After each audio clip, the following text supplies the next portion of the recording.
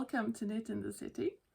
My name is Rebecca and today I'm here with part 2 of everything I knit in 2024, and I have been rearranging my background a bit because I noticed that if I turn the camera this way the light isn't as horrible as it was last time, so hopefully you can see the things way clearer now. What I am going to do today, if you didn't watch part 1, it's not necessary to do it in the right order, but if you didn't watch it, you don't know how I go about this process.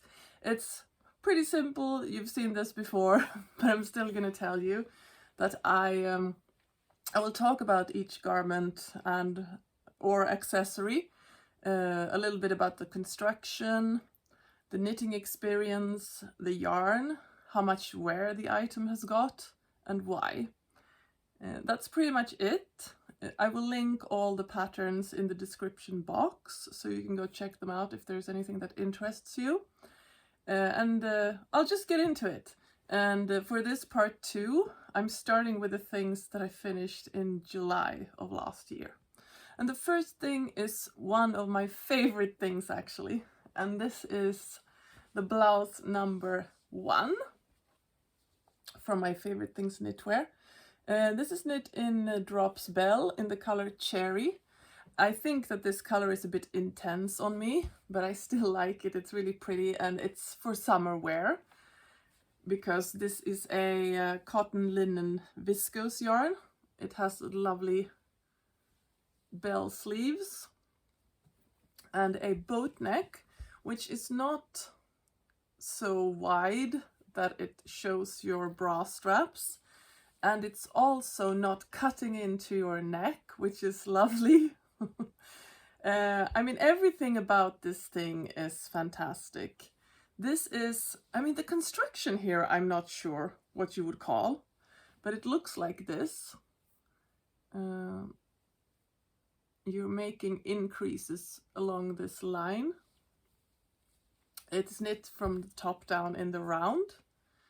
And I mean, it's pretty simple and straightforward. It has rolled hems and the neckline doesn't roll, but it's just, you've just knit down from it. And yeah, the hem is rolled. I have worn this to death. The great thing about this, except that it's perfect, is also that you can throw it in the washing machine, because this yarn is washable. I mean, I know people that put their wool garments in their washing machine on the wool cycle, but that's a gamble. I don't do that unless, I mean, I do wash my socks, the ones that are made from superwash yarns, and yeah, because otherwise, I mean, they get dirty, you walk on the floors. But anything else, I just I bathe and block and do all the careful things. But yeah, I haven't worn this in a while because it's too cold now. I mean, it is also a little bit warm for high summer because the yarn is quite thick. I think it's a worsted. It could be a DK, worsted or DK. So if it's really hot outside, you're gonna feel it. But it was perfect for end of summer, start of autumn. This autumn was really warm here, so I could wear this, I mean, I think into the beginning of October. But yeah, I am actually seriously contemplating making one of these in a wool yarn because I just love the design so much. And this is the first garment that I knit from my favorite things knitwear, but it's definitely not going to be the last. Because what an amazing designer. This is such a great pattern. And the garment is so great. It is a bit crinkled now because it's been lying in a pile. What else? The reason I haven't is because she's not on Ravelry. I mean, you can find her things on Ravelry, but you can't buy them there. And I really like to be able to have all my patterns in one place. And when you buy a pattern online, you just store it wherever. And yeah, I really don't like that. So that is the reason. But seeing how great of a designer she is and what a great sense of style that she has, This year I have to make something else from her, I feel. That was a lot about blouse number 1, but she really deserves it because she's amazing. The next thing that I have knit is not a garment, it is a bag. And this is the Market bag by Davina Choi, and this is a free pattern. It is knit from a linen yarn. This is 100% linen, which is super lovely. Look at this.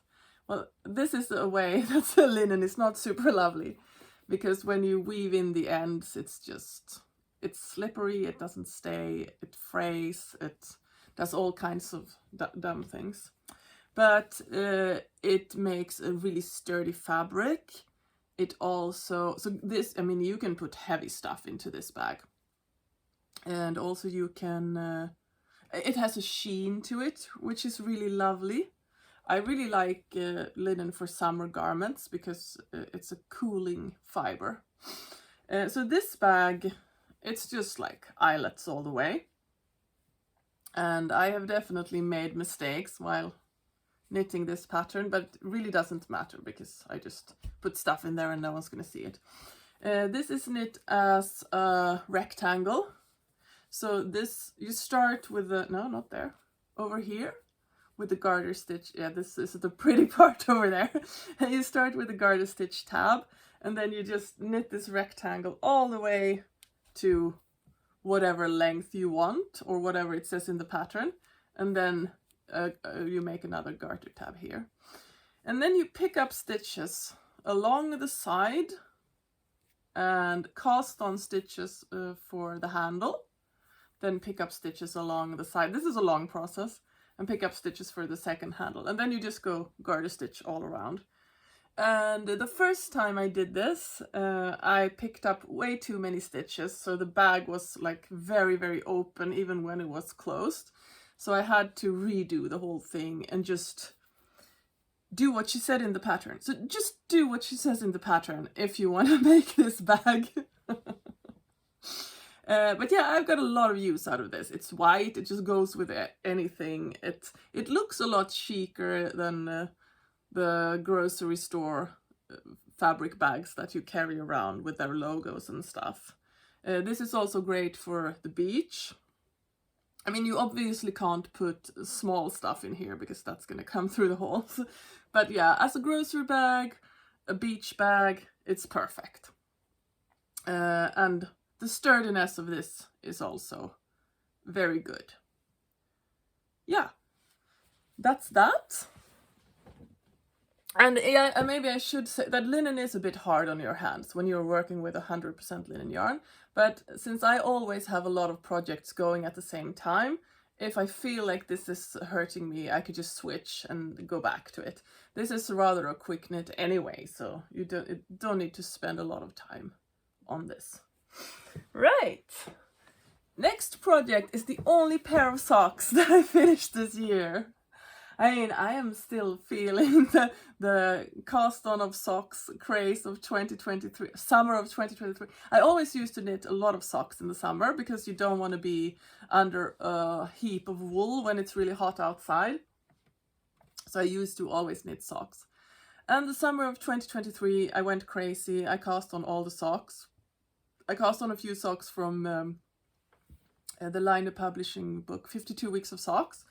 And they were all quite intense, like with lace patterns, and yeah, the only ones that weren't intense, were the ones that I actually finished. Now I'm just all over the place. The ones that I'm wearing right now, so I'm gonna take one off and show you. These are Rachel Coopy's socks. I don't remember what they're called, but I'll just put it on the screen. So these are really nice. It's like I wasn't supposed to be talking about this because I finished this in 2023, but just bear with me. This is just like a rib in different sections. Then there's this lovely colorwork pattern. Then there is a rib thing here as well. and these are dirty because I've been wearing them. So they were like the ones that I finished. Then the other ones I still haven't, and it just put me off socks, because I think I have like 5 pairs of socks that I didn't finish. But here, after this really long intro, here are the ones that I actually did finish last year. And these are shorty socks. And I didn't used to like shorty socks. I thought, like, this is wool. You can't wear these in the summer because you're gonna die.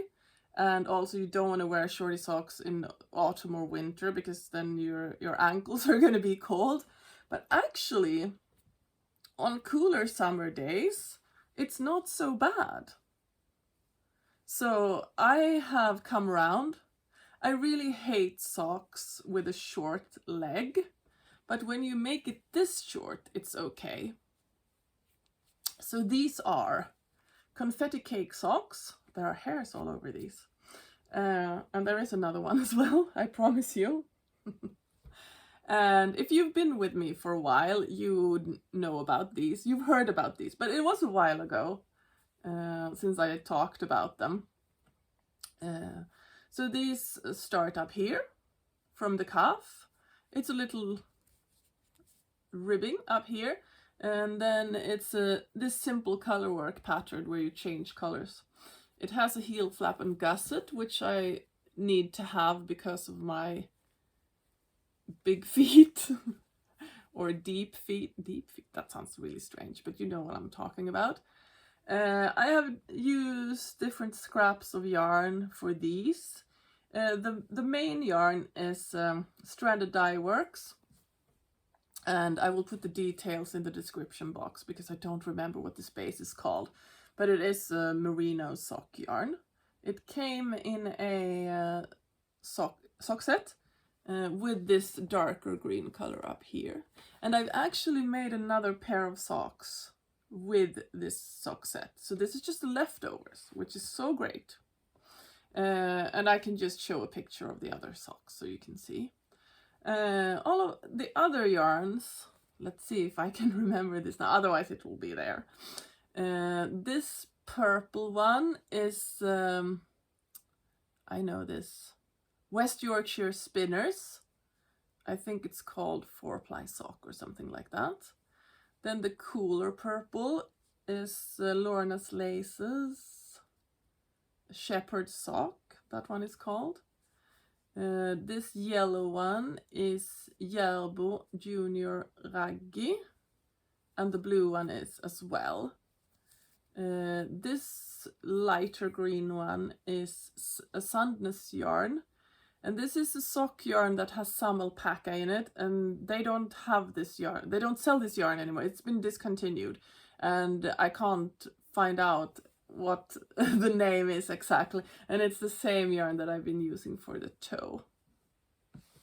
I have worn these a moderate amount of times because they're not really suitable for winter wear, and they're also not suitable for really hot summer weather. Okay, the next one is a t-shirt. It's one of the 2 t-shirts that I knit last year, and this is a Jessie Made Designs design. And this, oh, there are hairs all over these things. I have been wearing these things. And this is the, what is this t-shirt called? I can't remember off the top of my head, but it will be on the screen. And this is really fun. This was a really fun knit. With this one, you start from the bottom and knit your way up. And you do a little yarn over for all of these. You can see the stripes where I've let go of the stitches here, and the same on the back. There are 2 there, and once you get to a certain point, you just let them run through the whole project, and that is very exciting. Knitting excitement, because you are really hoping that the the stitch you're letting go up here is the same one that you made a yarn over for down here, because otherwise it would go all the way down into the ribbing here. This is a twisted rib, by the way, and also around the arms. I love this V-neck. It's really nice. I also really like this purple grayish color. This is 100% cotton. It's I think it's no, it's not a fingering weight. It's like a sport weight, I think. So this is, you can wear this in the summer and not feel like you want to die. I mean, I'm talking about summer and heat and all of these things. I mean, I'm Swedish, so it's not like we have 40-degree heat here. But I feel like anything above 25, it starts to be uncomfortable for me. So when I'm talking about like super hot, it's like 28. I mean, I feel like 28 is almost unbearable. And if we're up to 30, then I'm just gonna stay inside. Yeah, so a little background on that, because I'm sure there are people out there who knows real heat. I'm not one of those people. I can stand cold better. I mean, I guess that's the way I was made, because I'm from this part of the world. Even though it doesn't get super cold in the southern part. But yeah, that's not what we're here to talk about. I have worn this, I mean, not a lot. I've worn it some. There is something about this that just makes me feel frumpy. This is a thing. It's easy for me to feel frumpy. I don't know why. Maybe it's my age. I don't like to feel frumpy. But the good thing about this is that it can also be worn as a t-shirt in the colder months. So this works all year round. So I can just wear this under a wool cardigan or sweater or whatever I feel like. So, I mean, it's gotten somewhere, not as much as I would have liked. The next one is actually a winter thing. This is the BB balaclava that I made for my youngest daughter. I'm gonna humor you and put it on. So you look a bit like a caterpillar or something when you wear this. It is kind of cute, actually. So this is a pearl stitch or moss. I think moss stitch is when it's two. I'm so bad at these things. So I'm gonna say that this is a pearl stitch, and then as you can see, it's a 1-1 rib around the neck. She actually requested this after having made fun of me for making a balaclava the year before. My sweet daughters come to me and want balaclavas of their own, so I'm like, haha, I told you. But yeah, that's not the point here. So when knitting this, you start with this panel, and then you pick up stitches around.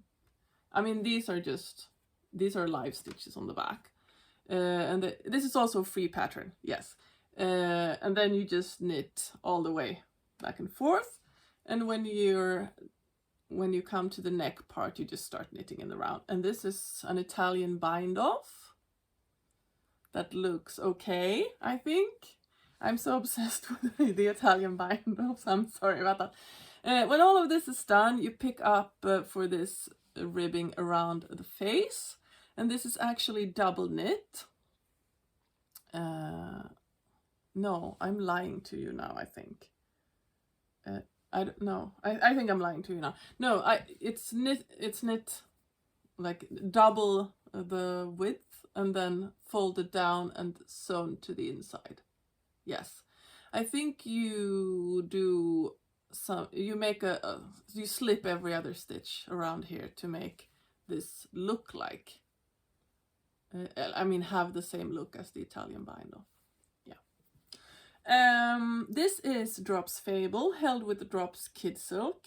I feel like this beige kid silk is quite itchy, and that is probably one of the reasons why she hasn't worn this very much. And also, I don't know, it hasn't been super cold. We had a few days with snow, but they've been very few. You don't have time to get used to it until it's gone again. And this one is part of a set. There are a pair of mitts, fingerless mitts, in the same yarn combination. And there's also a Sophie scarf in this same yarn combination that I knit the year before. So all of these go into a set, and I will show you the mitts later. And now we're back in summer again. And I made myself a square neck camisole. And this looks a bit weird when I hold it up like this, because the ribbing pulls in and then the edgings are just wide. But I will put a picture of all of the things that I made for myself. I will put pictures of when I'm wearing, unless I can't find the garment. And I have a few things that I do not currently know where they are. And then I will only put a picture of whatever picture I have, I will put actually. But this is the square neck camisole by Helene Beba. I am very happy with this. I think it's super pretty. This is a 3/3 rib. Knit on 3mm needles, I think. It's a bit of a slog, but it is a camisole, so it's not like I have to make long sleeves or anything like this. This also has double knitted edgings, which, as you know, if you've tried that before, takes a really long time, but it also looks really nice. Look at that. You do have to pay attention though. Then when I was supposed to sew the pieces together after I had gone round, like for example the armhole, I don't know what happened, but me and sewing, it's a disaster. It looks better on the inside actually. I should probably do whatever I did, just reversed, but of course I don't remember what it was I did. The yarn for this is a cotton merino. I think it's 50-50 of each. And it's Hjertegarn Lana cotton, it's called, yes. I think this only took 3 50-gram balls. I'm not sure about this, that I could have been 4, but still it's not a lot of yarn. I mean, I have been wearing this quite a bit. I think it looks super nice. It does have some merino in it, which means it's not really great for summer. It's better as a layering piece under a cardigan or a jacket or something like that. Or when in the transitional periods this can be worn.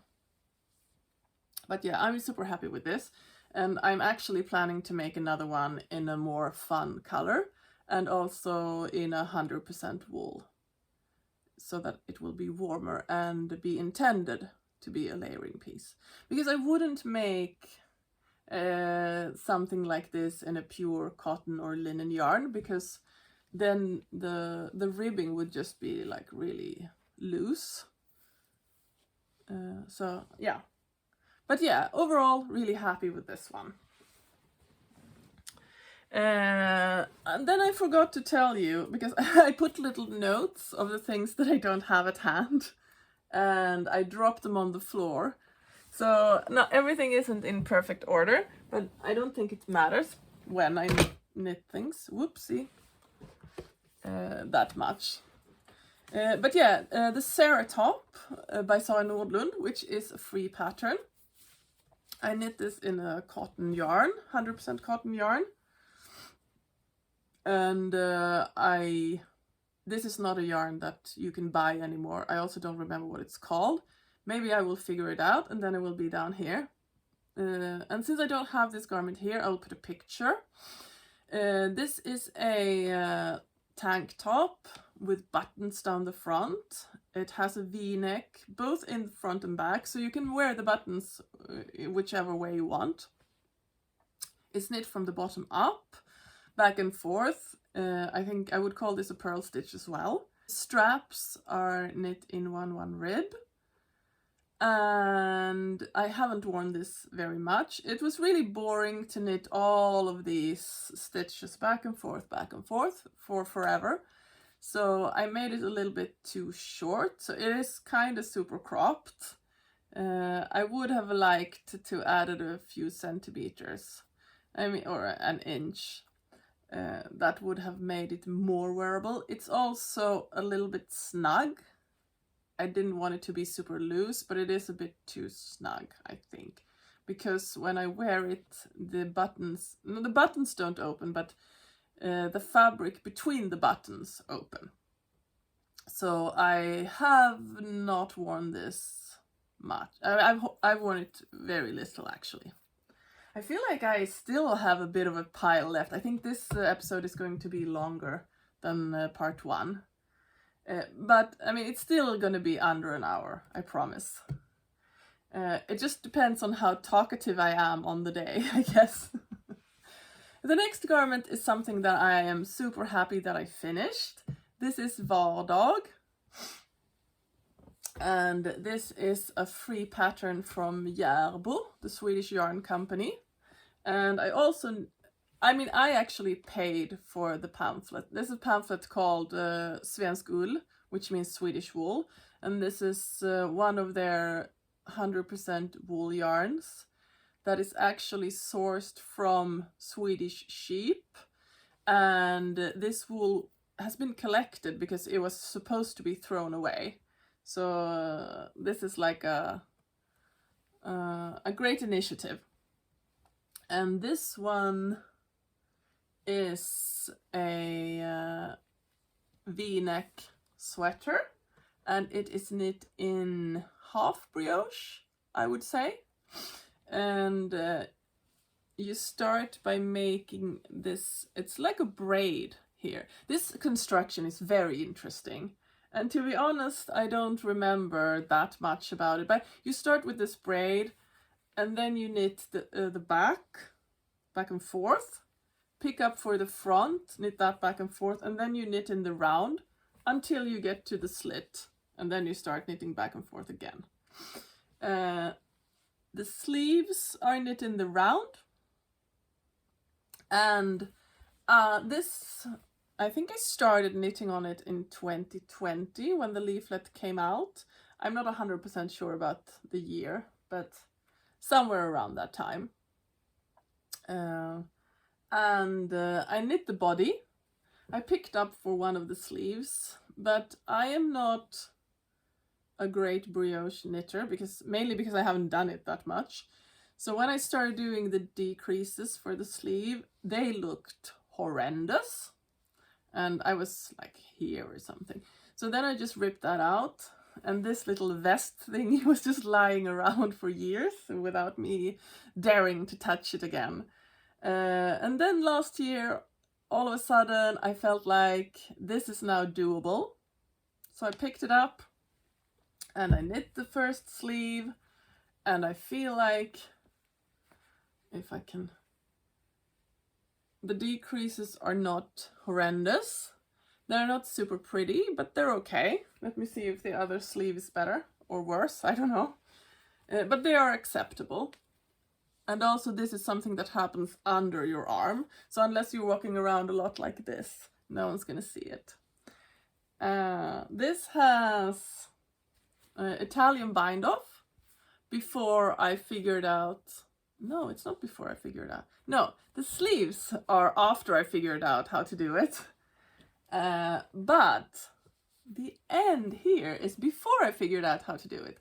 So as you can see, I think I must have pulled way too much because this doesn't look very good. I was see, like it almost rolls outwards. because it's so tight. And I was contemplating undoing this and just fixing it and making it look good, but undoing an Italian bind-off is even less fun than doing it in the first place. And this has been such a bad conscience for me, just lying around for years and years.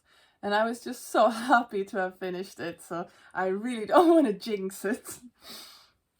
I have worn it some, not as much as I would have liked to, and there are two reasons for that.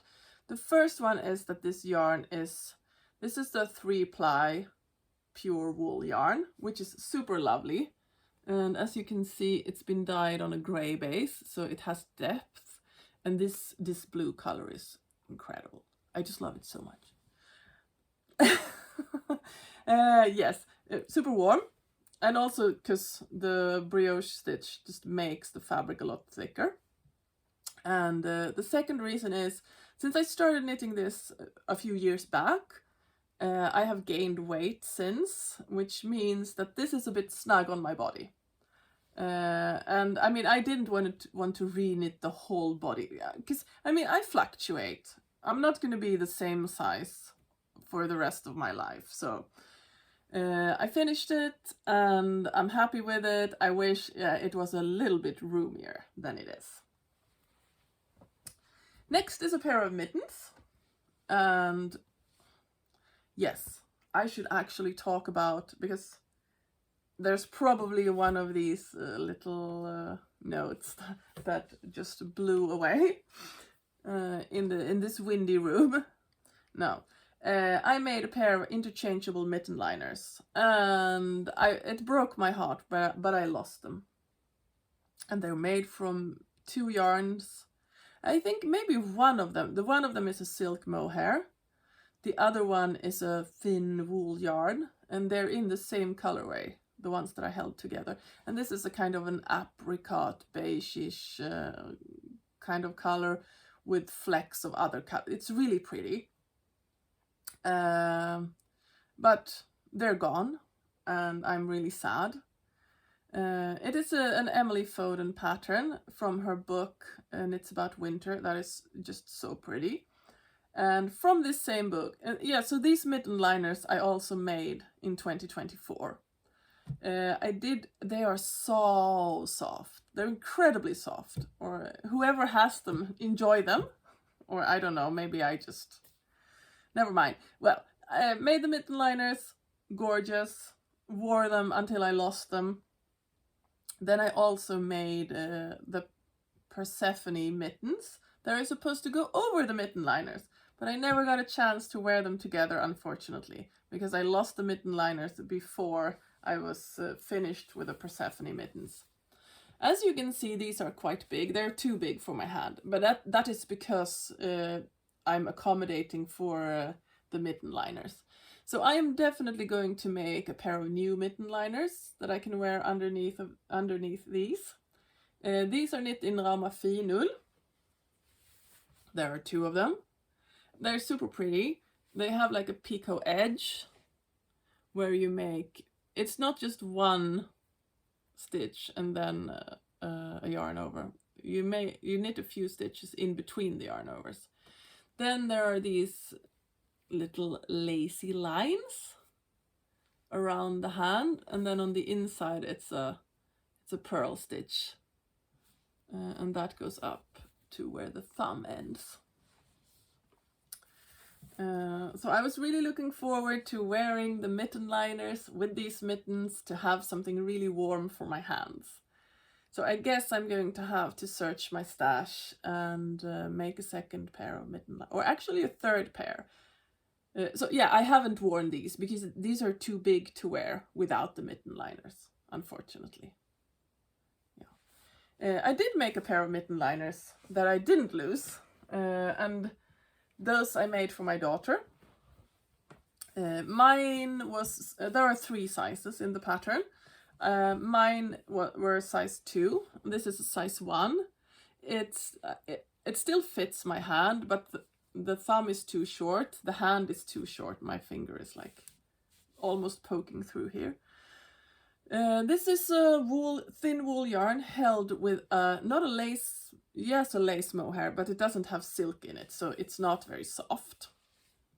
I could only find one of these, even though I have made two. But I mean, my daughter is, like me, not very good at keeping her things in the place where they're supposed to be so that she can find them again. Hopefully, I will find the friend to this one. It's probably in her backpack or something like that. She has not worn these a lot. Don't know why. I guess I'll have to ask her about that. But these are like pretty... I mean, they fit really nicely on her. And I think this is a pattern where the fit is really good. And you make the decreases in kind of an uneven fashion to just follow the line of your hand, which is really great. Okay. Next is the... you can't see that. Next is the arched gusset mittens that I have made before. This time I made a pair for my youngest daughter, and she is wearing them all the time. And this is a Pearl Soho pattern. I made them from the leftovers of Drops Lima from my ribbed skirt that I have actually... I haven't frogged it. I have frogged part of it because it's a knee-length dress that is very... Since it's ribbed, it goes like this. And that just emphasizes the biggest part of my body and makes the smaller parts look even smaller. So I have... I frogged part of it to make it a shorter skirt and less emphasis on this kind of shape. It will be more of this kind of shape rather than this. But that's a parenthesis. She's wearing the mittens all the time. This is a great mitten pattern. It's free. I have a pair of grey ones. I am definitely going to make more. I feel like this is going to be my go-to mitten pattern. It's also a quick knit. And I will put a picture. Next one is a Woolen Beyond pattern. And this is Mössan, which simply means the hat. And this is from her book, Maska for Maska. It means stitch by stitch. And the concept of this book is unfortunately only available in Swedish. And she hasn't released any individual patterns on Ravelry. I don't know if she ever will. This is the leftovers from my storm sweater. This is also Drops Lima. The darker grey is leftovers from my polo sweater by Caitlin Bartol. I think I was wearing that in the last episode. So yeah, this is a leftover project. I really don't like this little condom thingy up here, but I mean, being tall, no one's gonna see it. The construction of this is quite interesting because you knit this back and forth. This is a brioche stitch and you make increases along these lines, and it just makes like a really pretty row of stitches here. So yeah, you knit it back and forth, and then when you get to the brim, you start knitting in the round, as you can see here, and then it's just a normal 1-1 rib. After that, you pick up the dark gray and just knit over, I mean, you knit the seam together, which is pretty clever, because then you don't have to seam. It is a bit bulky. I think I picked up too many stitches, and that's why it just meanders like this. It kind of looks a little bit like that in the pattern as well, so I guess it's not just me. After you've finished the brim, you pick up stitches and make an I-cord edge here, and this is really neat. There's alpaca in this darker gray, so that's why it's so fussy. Because of the brioche, this is a really warm hat, which is great. It's super squishy as well. I'm totally ruining my hair now. I have worn it some, not that much, because it's one of my later projects of the year. But yeah, I've wore it a bit. I mean, I'm not super happy about this part. If that wasn't there, I would probably wear it more. But yeah, I mean, it's great that I can use up my leftover yarns. I wanted to make a pair of mittens to go with this hat as well, but I didn't have enough yarn for that. Because in the book there are also a pair of mittens made in the same way. Okay, here is another one that has okay, no. Don't really need that. So, then the only test knit of the year, my hair is going waste now, is the Candelaria pullover by Tete Lutzak, and I was super excited that I was picked for this test knit because I have never made anything from her. I do think that her patterns are super pretty and unique and just very intriguing. Look at this. How pretty is that? So when I was chosen for this test knit, I had to go to my stash and find something quickly. This is a fingering weight project. I had a month to finish it.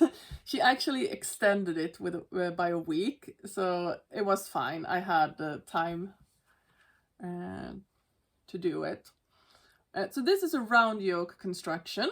You knit from the top down. And you start with this contrast. I mean, I think this contrast color is really pretty. It's also around the sleeves and the hem here. You knit a twisted rib here. So after the round yoke, I just knit straight. Or not you're supposed to just knit straight. This is rather short. But it's not too short. I really like it. It goes really well with a pair of green corduroy trousers that I have. It's almost the same color. I was called a Christmas tree the first time I wore them together, but I don't mind. I like Christmas trees. The fit is good. I have worn this quite a lot, and I have gotten quite a few compliments as well, which is always nice. What else was I going to... Yeah, I forgot to tell you about the yarn. So the yarn that I found in my stash was Esther by Permin. And this is a wool and cotton blend, actually, which is also really great. So a fingering weight sweater in a wool cotton blend makes this very nice to wear when it isn't super cold. And it can also be used as a layering piece because it has some space. I mean, at least in the body. The sleeves are not that wide, actually. But yeah, you can also put something warmer on top of that, like a bigger sweater or a cardigan. Which I haven't done yet, but... oh, so pretty. She's so great at this. Okay, yeah, so this was a success. I finished in time and I'm wearing it a lot. And the rest of the things that I have to talk about is actually Christmas presents. But there are some of them are quite exciting. The first one is the Margaret Tee, which is actually a short-sleeved cardigan that I made for my oldest daughter. And she saw this pattern when I was browsing Ravelry, and she really liked it, and she asked if she could have one, and when that happens, obviously I have to oblige. So here she is, the Margaret Tee. How pretty is this? This is knit in Wolevo Baby Merino, which is a superwash merino. And I had bought this yarn for a different project that I actually started on, but it didn't turn out the way I wanted it to. And I also bought a silk mohair that was for a ruffle around the yoke, which is perfect because this was supposed to have a merino. Was supposed to have silk mohair edgings. I mean, these ruffles are just so cute. This is a raglan construction. You knit it from the top down. This is the back. I don't have a photo of her wearing it, but I mean, it does fit into the frame, so you can see the whole thing. There's a lot of I-cord on this one. There's I-cord around the sleeves, on the hem, all around the neck, and down here, like the button band but doesn't have any buttons is also an I-cord. And of course the bows that you tie this together with are also I-cord. So if you don't like to make I-cord, you should probably think twice before making this pattern. I found this really enjoyable to knit. It's kind of a quick knit. This is the smallest size, an extra small, I guess. So it was fast. I was actually contemplating making myself one of these, but without the ruffles, because I'm not a ruffly girl. Yeah, like, because I have some red yarn. This is fingering weight, or is it sport? I mean, it's a bordering fingering sport. I have some red yarn where I only have like 6 50-gram balls, and it's not enough for a long sleeve t-shirt or cardigan for myself. So I was thinking about making a little Christmas cardigan for myself with this pattern, but that is undecided. And I mean, I have a long stretch of time before it's Christmas again. So she got this for Christmas. It was finished on time. She was super happy. She hasn't worn it yet, but I mean, I guess it's a bit cold to be wearing a short sleeve thing at this point. Yes. The next two are fingerless mittens, because my youngest daughter, her hands are always cold. She has a lot of fingerless mittens. I have a few as well, and she can wear all of them. She just she puts them down wherever she is, and then she can't find them again. So I was like, I'm gonna knit her some more. So the first one is a Tin Can Knits pattern. It's a free pattern from they have like a collection of beginner patterns, and this is called Maze. This is cheap yarn. It's like a Viking something. It has a lot of acrylic in it, I think. I mean, it is mostly wool, but some acrylic. I think it's a sock yarn. And as you can see, it's already beginning to pill. So, I mean, I think the mitts are cute. I like those lines here and the ribbing that goes up the side of the hand. And I mean, these were mostly made for practical reasons. And she wears them in the house. So the next pair is the ones that were supposed to go with the balaclava. And these are a bit more stylish. This is also a Pearl Soho pattern. They're called the Watch. Yeah, and she has been wearing those mitts.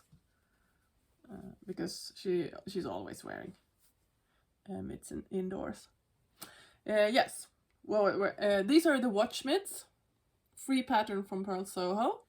I really like this line that goes on both sides here of the thumb. You actually make the increases on both sides, because you start from the bottom and you go up. You make the increases on both sides. And as you can see, she has already worn these a lot, because there is a crease here and they've been stretched out up here. I love these. I'm gonna make a pair for myself with whatever yarn I can find. So like the balaclava, these were made from Drops Fable and Drops Kid Silk held together. And they were, and all of these, both of these were finished in time for Christmas. The last thing that I made this year, and no, that I actually finished this year, was not done by Christmas. So I had to, this is also for my youngest daughter. She wanted a storm sweater because she saw mine. She really liked it. She actually wore mine and she was like, I can have this. It looks really great as an oversized thing. And I'm like, no, I'm gonna knit you one of your own. So This was finished on New Year's Eve, I think, or the day before. I mean, very close to the end of the year. So definitely the last thing I made in 2024. And here she is, the Storm Sweater by Petite Knit. And now it's really creased because it's been lying in a basket.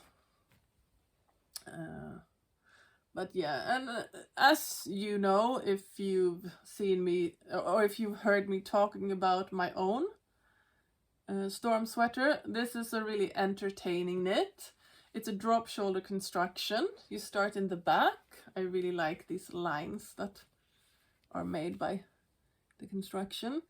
And pick up for the front. After the armholes, you go knit in the round. Sleeves are knit in the round. Has a double folded collar. Italian bind off. And also at the hem. I haven't sewn in the ends, so she actually hasn't worn this yet. The thing is, I gave it to her on Christmas. The only thing I hadn't finished by then was the double folded collar. Then I took it back, knit it, blocked it, and after it was dry, she hasn't tried it on.